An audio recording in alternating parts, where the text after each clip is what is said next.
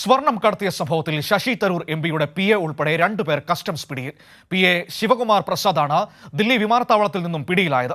അതേസമയം ഇയാൾ താൽക്കാലിക ജീവനക്കാരനാണെന്നും എല്ലാ നിയമ നടപടികളുമായും സഹകരിക്കുമെന്നും തരൂർ പ്രതികരിച്ചു. ദില്ലി വിമാനത്താവളത്തിൽ നിന്നാണ് ശശി തരൂരിന്റെ PA ശിവകുമാർ പ്രസാദ് ഉൾപ്പെടെ 2 പേർ കസ്റ്റംസിന്റെ പിടിയിലായത്. ഇവരിൽ നിന്ന് 500 ഗ്രാം സ്വർണം പിടികൂടിയതായാണ് വിവരം. ദുബായിൽ നിന്നുമെത്തിയ യാത്രക്കാരനിൽ നിന്നും സ്വർണം വാങ്ങാനെത്തിയതാണ് ശിവകുമാർ എന്നാണ് അധികൃതർ വ്യക്തമാക്കുന്നത്. MP പാസ് ഉപയോഗിച്ചാണ് ഇയാൾ വിമാനത്താവളത്തിനുള്ളിൽ പ്രവേശിച്ചത്. അതുകൊണ്ട് തന്നെ മുൻപും ഇയാൾ ഇത്തരത്തിലുള്ള കുറ്റകൃത്യത്തിൽ പങ്കാളിയായിട്ടുണ്ടോ എന്നതടക്കമാണ് അധികൃതർ പരിശോധിക്കുന്നത്. അതേസമയം ഇയാൾ താൽക്കാലിക ജീവനക്കാരനാണെന്നും സംഭവം ഞെട്ടിക്കുന്നതാണെന്നുമായിരുന്നു തരൂരിന്റെ പ്രതികരണം. എയർപോർട്ടുമായി ബന്ധപ്പെട്ട എല്ലാ കാര്യങ്ങളും ശിവകുമാറാണ് നടത്തിയിരുന്നതെന്നും ട്വീറ്റിൽ തരൂർ വിശദീകരിക്കുന്നു. അതേസമയം എല്ലാ നടപടിയുമായും സഹകരിക്കുമെന്നും തരൂർ വ്യക്തമാക്കി.